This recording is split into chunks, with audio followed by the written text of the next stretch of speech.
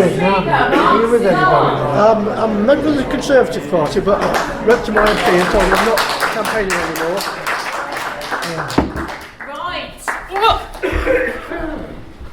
Right. Are we central? Wait a minute. I'll move back this way to the middle of the table as soon as you've got. You've seen it before, haven't you? Right, let's get you lined up a little bit. So you're going to be somewhere like here when it's running, yeah? And let's get that one up.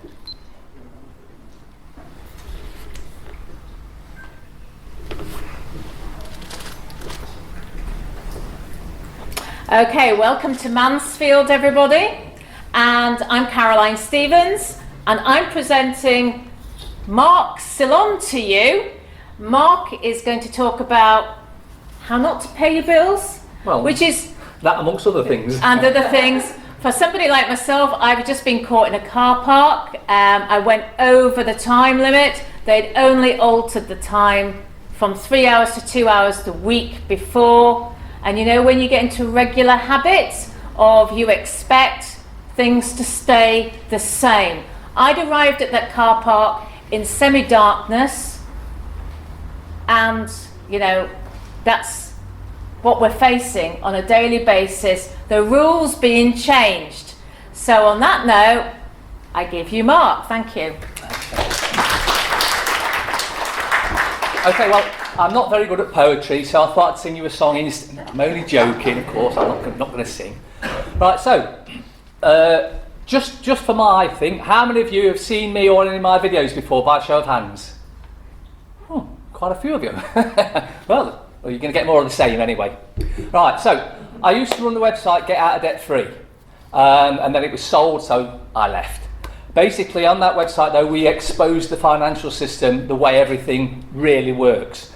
Now, as Liz was saying, it's corrupt. Absolutely, totally corrupt.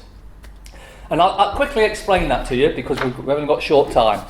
But for those that have seen me, don't answer the questions when I ask them because you'll know them because you've seen me. And for those that haven't, well, yeah, have a go. So, when you go to borrow some money from the bank, you go in and you fill out an agreement, yeah? So we'll say this is the agreement. And the bank, whoever's dealing with you, will fill out the details. It'll have the amount in numbers, the amount in words. It'll have all the details on it, and then you sign it. Do you know what you've just done? Okay. What's this? I said those that see me keep it short. Yeah, you think it's cash. In actual fact, it's a promissory note. Have any of you actually looked at these notes? What does it say underneath? Not you. What does it say underneath the Bank of England?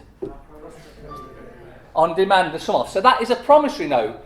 So every time you've gone in and bought something and you've paid with a promissory note, you haven't paid, you've just promised to pay.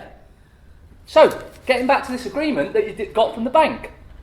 Oh, by the way, you'll notice it has the amount in numbers, in words, the amount in numbers and in words, and it's also signed by the Bank of England. Just what we did here. So we go for this loan and we create a promissory note. Just like that cash, and as Lord Denning said, a promissory note should be treated as cash. So you created the money, the bank pretended to lend you. All they've done is change the promissory note for digits on a computer screen. So you created it, they then pretend to lend it you, then they want you to pay it back plus interest. Can you see any problems with that? Well, if you created the money, why would you have to pay it back? But the way the banking system works, it commits fraud daily. Just as Liz was saying, mortgages, exactly the same thing. That's a bigger fraud than just a loan fraud. With mortgages, again, you fill out an agreement, so you create the money for your house. When you create that promissory note, you have created the money that pays your house off in full there and then. Now, if you've had a mortgage, you'll know that when it goes to a solicitor, he'll say, sign it, but don't date it. Did you know that's also fraud? Do you know why that's fraud? Well, apart from the agreement, they'll also get you to fill out a contract. And you should be asking yourself, why am I using an agreement for the cash and a contract for the house? Well, that's because they're scamming you. So you've created the money for your house, you own it outright, because you've created the money that the bank's going to pretend to lend you. For about 3 days, you own that property, free of all encumbrances, which means it's got no debt on it, until they date the agreement, and then they commit fraud yet again by, again, pretending that you've actually borrowed something, and then they use the contract for the house. Now, in that contract, it states that you're promising to use your home, your house that you've bought, you've paid for, as collateral for the alleged loan. Except we now know that, of course, it wasn't a loan, you created the money. But what they do is you couldn't use that house as collateral for an alleged loan unless you owned it outright. And as I said at the beginning, when you filled out that agreement, you did own it outright. But then they use a contract, and the reason they don't use a contract, they use an agreement, is because an agreement they can just fill out and make up any crap they like, which they do. Whereas a contract, they have to give you certain terms and conditions, full disclosure, where it's come from, where it's going to. But if they did that with the loan, they'd have to tell you, well, actually, you created the money, but we just scam you. So that's why they use an agreement rather than a contract. Now, if you've, like I said, I used to moderate the website Get Out Debt Free until it got sold. And then a lot of the people on there, because we had some fantastic researchers on there, they moved over and set their own website up, where you can find letters that we supply, which, if you've, for instance, taken a loan out, not for property. If you own property, don't go down this route, because they'll simply put a charge on your property. But if it's a loan and you don't own a house, when I say property, I don't mean cars, it's houses. You can then, you've taken a loan out, and for some reason, whatever reason, it doesn't matter whatever reason you can't pay it back, bearing in mind that you shouldn't pay it back in the first place because you created the money in the first place. You fall into hard times, you can't pay it, you lose your job, you're injured, anything like that, for whatever reason you can't pay it back. Go on the website where the members moved over to, it's www.goodf.forummotion.com. That's GOODF.FORUMOTION.com. And we have template letters on there that you can use. It's a 3-letter process. When they first started out, they were very basic letters, simply saying, prove that I've borrowed something. Now, the other thing is, when you allegedly take a loan out and you default on it, what do you know the first thing the bank does? No? It claims on the insurance policy, so your loan gets paid off in full to the bank. Secondly, as Liz was saying, that loan that you created, they securitise, so they get money for it again. And then what they do, they then pass it on to a debt collector, who will then chase you for the money. But did you know there are certain bits of paperwork that have to follow that agreement around? There's a thing called a deed of novation. There's other documents that have to follow it around, but they stopped giving these paperwork, if they ever did, a long time ago, because most of them can't even recall it happening now. But this particular paperwork has to follow your agreement when it's sold on to a debt collector. A lot of them use in-house debt collectors, and you'll learn this by looking at the address that it comes from. They'll pretend to be somewhere different, but a different company, but usually they'll in-house it at first before they pass it out-house. Now, when they pass it out-house to an outside debt collector, these debt collectors will send you threatening letters. Now, the thing to get in your head here is that they are allowed to lie, and they do lie. Every time they send you a letter, it will be full of lies. With the template letters that we put together, we started fighting back, and I improved them over the years I was doing it, and I changed it. So we actually put the onus back on the debt collector. We said, prove that we owe you something, because Of course, you don't have a contract with a debt collector. They're a third-party interloper. You don't know them from Adam, but they're claiming that you owe them something. And they'll say because the bank sold it to them. However, because the paperwork, the deed of novation and the delegation agreement didn't follow with the paperwork. And basically, one of them documents is a tri-party agreement that you have to agree with for your debt to be sold to a debt collector.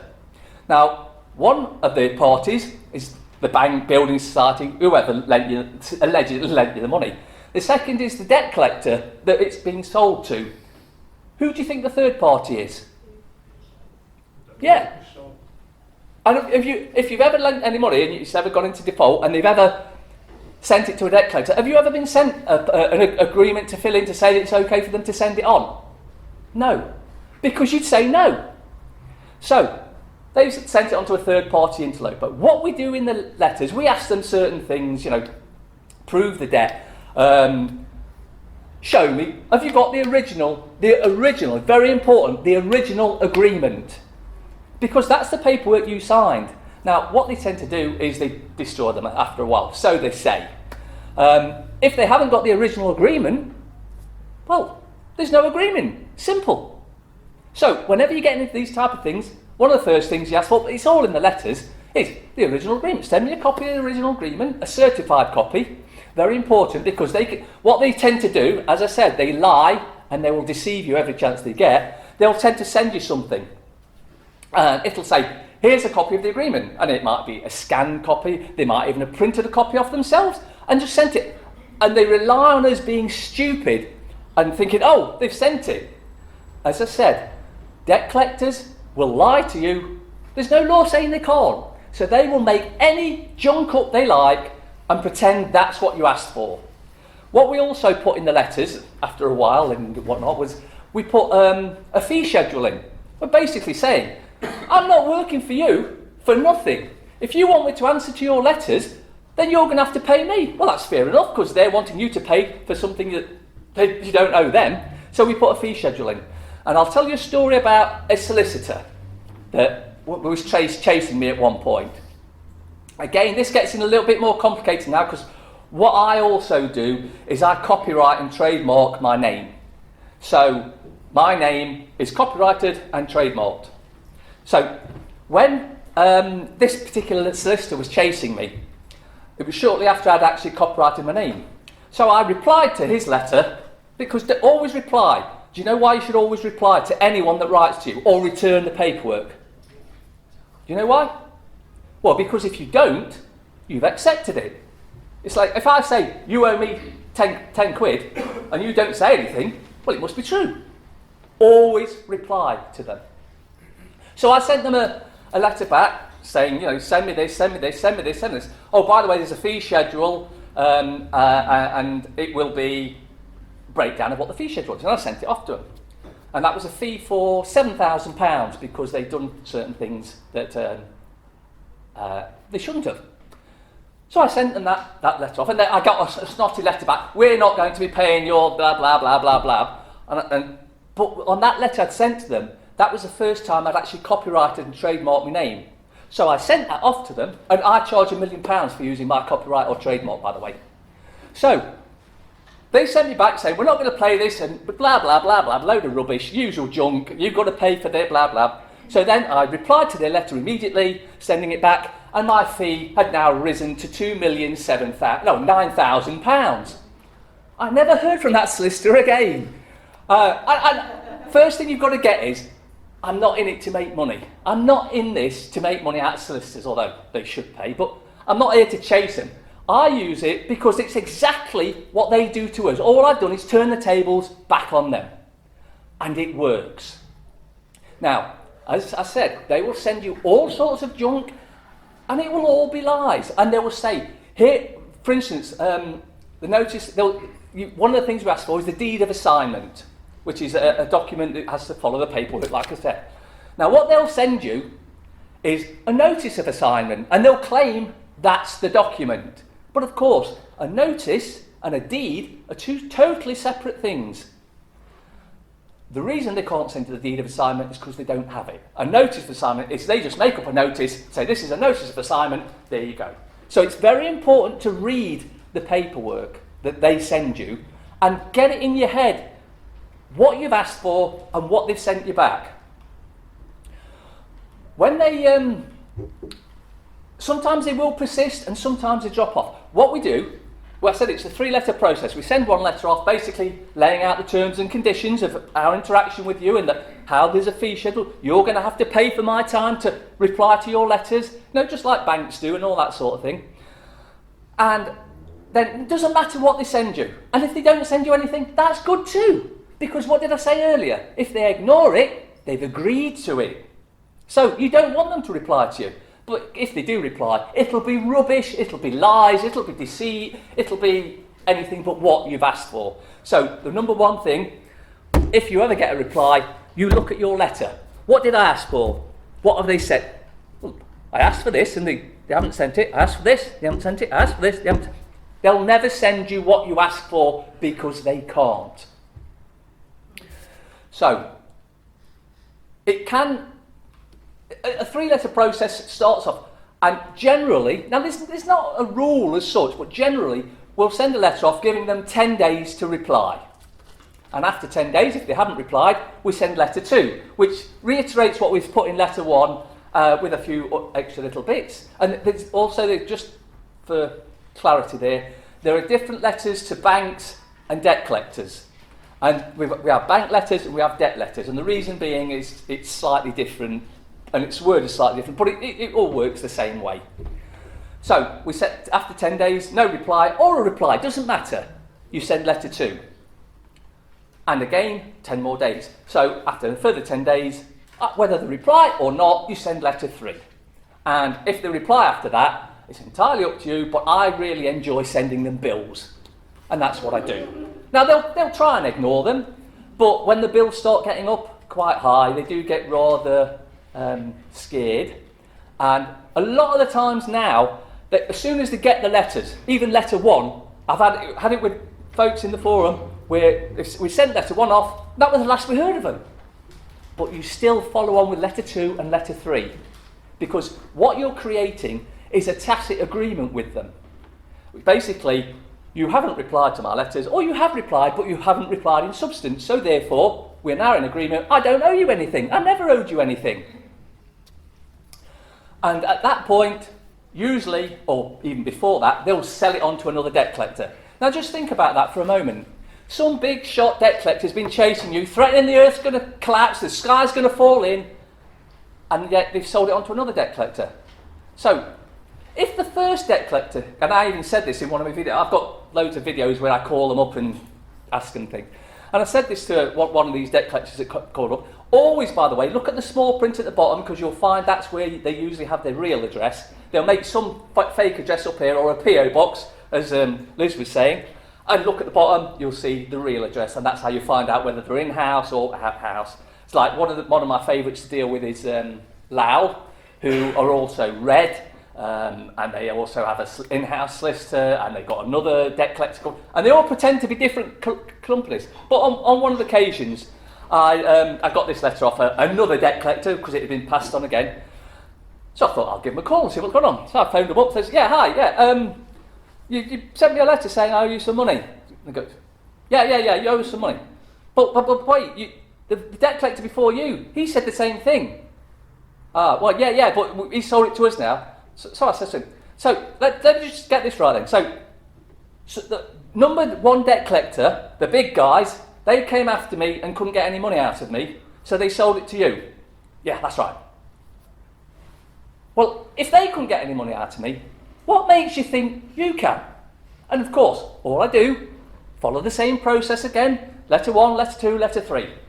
Now, although I say 10 days, and that's just being generous, sometimes it can be getting near with a threatening court action. I've never been taken to court, and at one point I owed well over £40,000 on numerous things because of 2008, the financial crash. While we're on that subject, and just briefly, did you know that whenever war's declared, the country instantly is made bankrupt?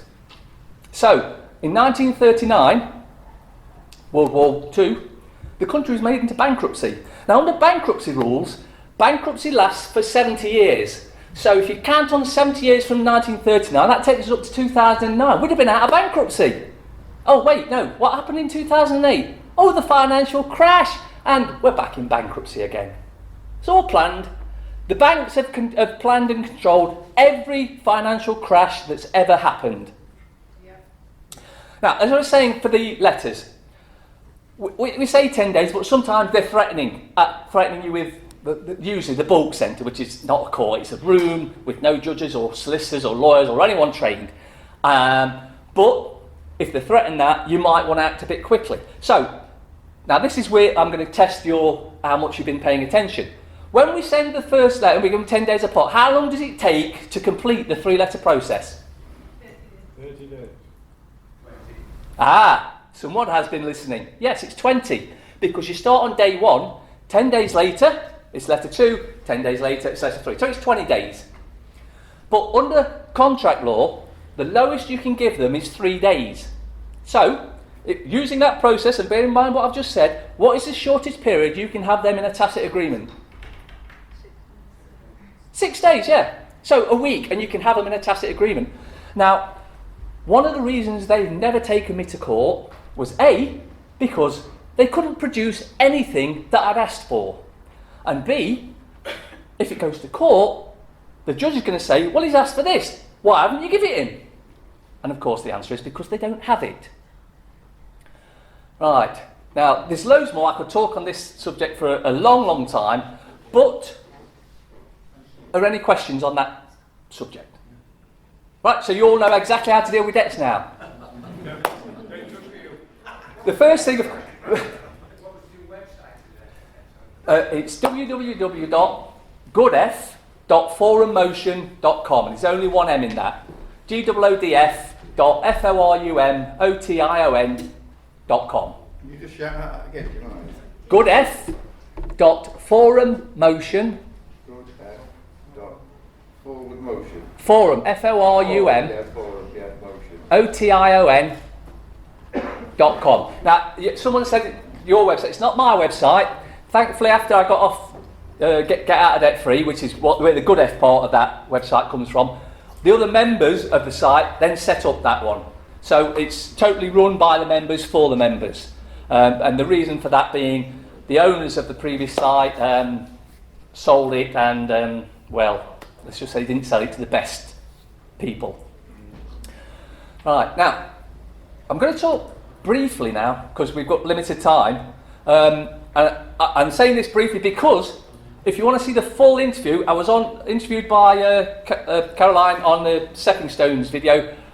This is very briefly about Tom Crawford. Has any of you heard of Tom Crawford? Well, I was one of the guys that got on the roof after they'd stolen the house from him. And basically, we were taken to court. 7 of us were in court. Is that the guy in Gedley? Yes. Okay, Yeah. And they took us to court. They moved it to Mansfield. It was set for 3 weeks. It collapsed after 8 days because right from the beginning we were asking. It was Leicester. What did I say? Mansfield. Oh, that's because I'm in Mansfield. Yeah, they sent it to Leicester.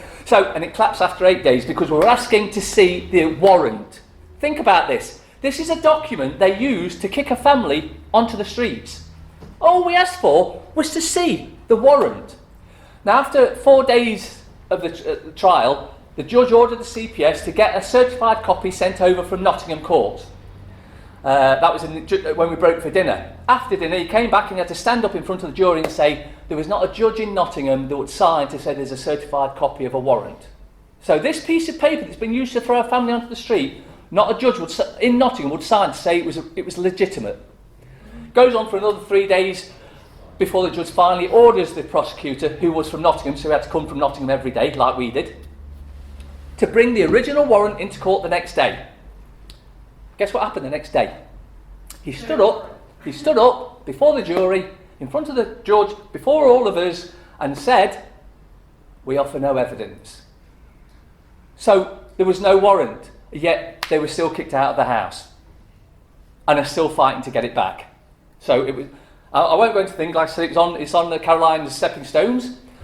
Now I'm going to touch something briefly which will make him very happy.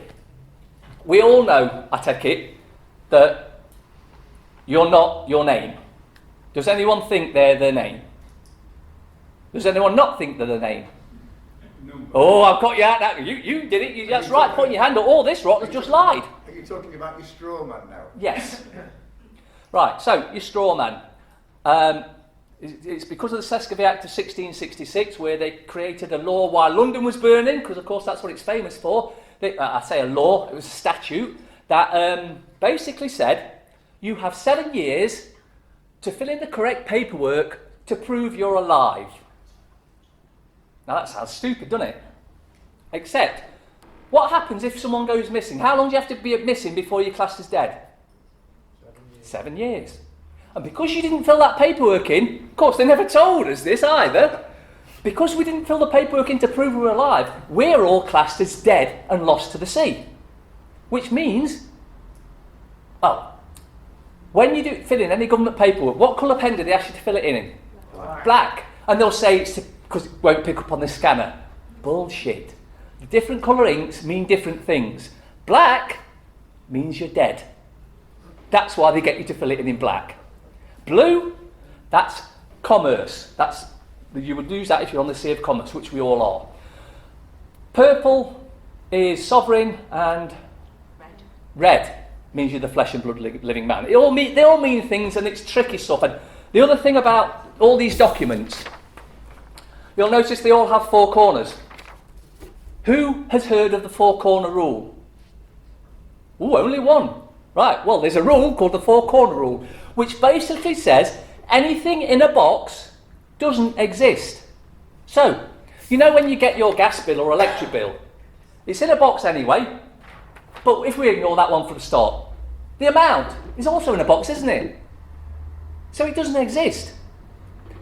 The 4-corner rule, it doesn't exist because they, as a corporation, can only deal with another corporation. And that other corporation is what's known as your legal fiction. And if you need any more evidence that you are classed by the government as dead, go into a graveyard. You'll see all the names, all carved in stone, in all capital letters. If you've got a driving licence, look at it now, it'll be in all capital letters, because it's for the dead legal fiction, not you. But when they take you to court for whatever reason, they'll read your name out, Bob Smith, and you go, yeah, that's me. You don't realise it was written in all capital letters. You said, yes, I'm that legal fiction, not the flesh and blood living man. Because the flesh and blood living man shouldn't be in court. Because court, as pointed out several times by him, is a corporation. And corporations can only deal with other corporations. They can't deal with a flesh and blood living man. That's why they had to create a legal fiction or a corporation to do business with. Because corporations can only do business with other corporations. And by you going, yes, I'm Bob Smith, you said I'm here to account for the legal fiction known as Bob Smith. Now, there's something, I'm only going to give you a tiny little bit of what I'm about to say now, because if I give you the full thing, you'd probably end up in prison. When you were born and your parents registered you, of course, registering something means you're giving ownership away.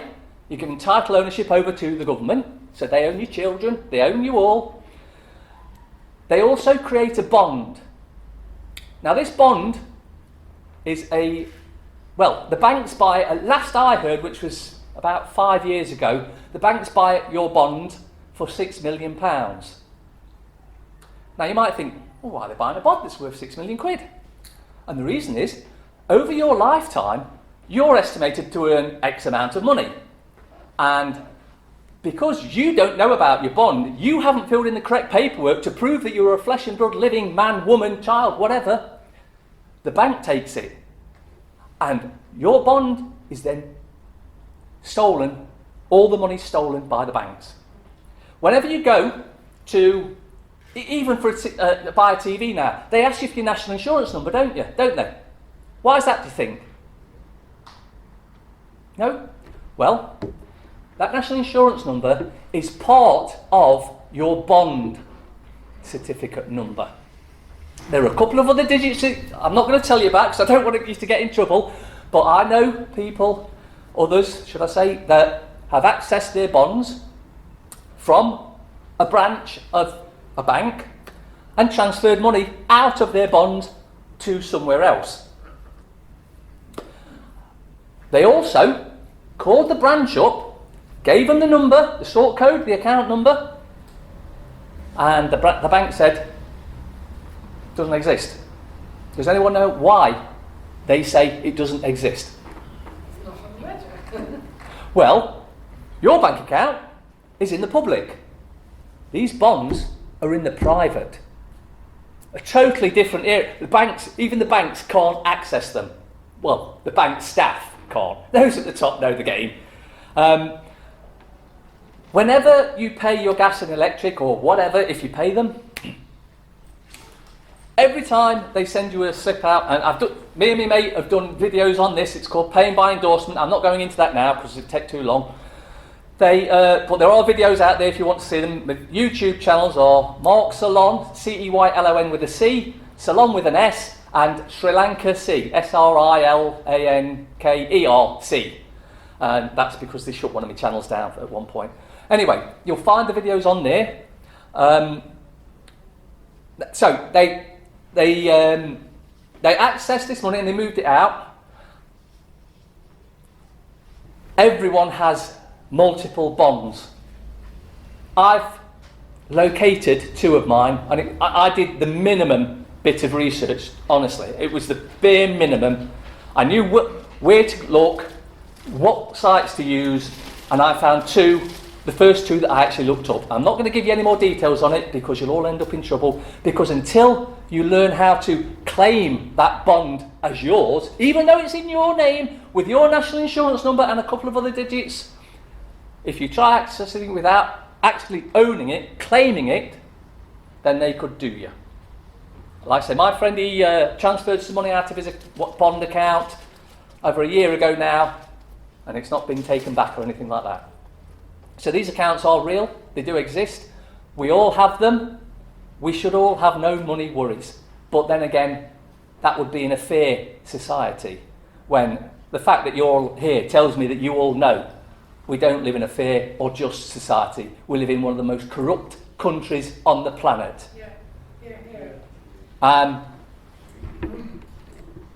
Now, any questions on what I've just told you? Any parts of what I've just told you? How do we go about rectifying the Cesticavine Trust? First thing you have for under 7s and for under 7s, the paperwork is that there's a life birth document, and also you get one for your kids from your doctor that you was with when you were born. Yeah. So if he's dead, he's probably not going to be able. But for your kids, that shouldn't be too difficult. It's a live born record, not a birth certificate, as he will know. A birth certificate, well, as he said, we're all on the sea of commerce, Admiralty law, and a birth is somewhere. Where's a birth used? In a dock for ships. Strange as that, isn't it? Because when you go to court, they ask you to stand in the dock, because we're all under Admiralty law. And if you look bird's eye view of the courthouse of Miami, from above, it looks like a ship. It absolutely looks like a ship. And the videos, again, that's Tom Crawford found that one out. That was in one of his meetings. I think it was a Chartist meeting about a year or so ago, where he shows you the picture. And it's in the video, because I put all the videos out on there. It's in there showing you it absolutely looks like a ship. Right, well, and as we're short for time, I think... Oh, question? One quick one. You mentioned the procedure to go through for dealing with debt. Yes. Is it a different procedure for government, like councils and other stuff, fines? The problem with councils and government is they just ignore everything. The same bailiffs in before? Yes, yeah. So you wouldn't recommend it for using that system for that sort of debt? Is that what you're saying? What specific debt are you talking about? Say council tax or parking fines, anything. Well, parking fines, well, funny enough... I know a system with parking fines for private and public. Well, parking fines, I did this about 2013, where I was on Edge Media, and I was talking about the debt side thing. Again, that's on my YouTube channel as well. And I get out this big wad of parking tickets. I went out deliberately to get parking tickets because I knew how to discharge them. Because what most don't realise is a parking ticket is merely an offer of a contract. You go into any of these things and it says, these are the terms and conditions of being here. Well, do they ask you to sign, to agree to this contract? You know, you can only park here for 2 hours. Yeah, quick question. Great talk. I've heard two opinions on the Spaniard. Is he leading people astray or is he a good guy? What's... Talk about similar things as you are. I can't say one way or the other because I've not seen too much of his stuff. Some of the stuff he does have wrong. Right. Now, the parking ticket thing, I simply returned to sender and wrote across it in a diagonal from left to right. And this will crack you up. Why do you think I diagonally left to right? So. Because the pen is mightier than the sword, and generally you draw a sword like that from left to right. You write it off it like, because you're drawing your sword, and I sent it back, refuse for cause, 3 or 4 other lines as well that weren't necessary, I just need refuse for cause. And I sent it off, and then I get a letter back, and the letter response was usually, due to a technical difficulty, your parking ticket has been scrapped. We're not going to check. It wasn't that, it's because they were offering me a contract, and I'd rejected their contract. Under contract law, you have 3 days to reject the offer of a contract.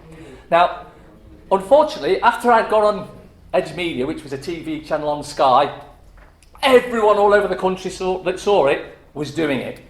And the council suddenly realised they stood to lose millions and millions of pounds, which they did. Nottingham City Council lost around 5 million. Well, didn't lost. I helped rescue 5 million from those that they were trying to steal it off. So they got together and they decided, what can we do about this? Because, you know, he's bang on. Contract law, yeah, anyone can refuse a contract within 3 days. They said, I know what we'll do. We'll just ignore contract law. Even though we're offering a contract, we'll ignore contract law. So from that point on, they broke the contract that they're trying to get you with. And now they just carry on regardless. But the thing, with a parking ticket, they will usually come send it to bailiffs, private bailiffs, who, by the way, have no power whatsoever. No power. Again, bailiffs are like debt collectors. They can lie and tell you they can steal your car and all sorts, but they can't. However, to protect yourself there, and this will need a lot of work by you, because I'm not telling you this, but let's just say I've got a lot of friends that have done this sort of thing, is put the car into a trust. And they pay X amount of money to have a trust address away from their home, because when you put it, when they come after you, who do they come after? The legal fiction. You. Although you're not the legal fiction, you accept that as you.